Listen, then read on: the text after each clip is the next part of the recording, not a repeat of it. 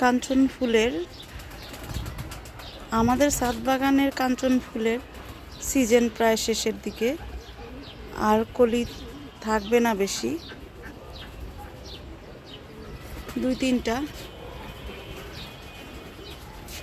গাছে গাছে নতুন পাতা এসে গেছে। এটা কিন্তু গাছ বড় হলে পুরাই বসন্তকাল জুড়ে থাকে, কিন্তু আমাদের গাছ যেহেতু বেশি বড় না, তাই এটা বেশি দিন আর থাকছে না।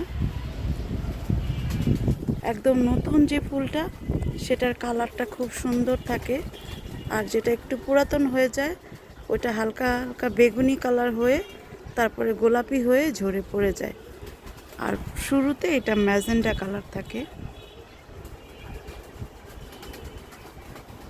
এই হলো ফুলের পরিস্থিতি। এই যে নতুন নতুন পাতা এসে একদম ভরে যাচ্ছে।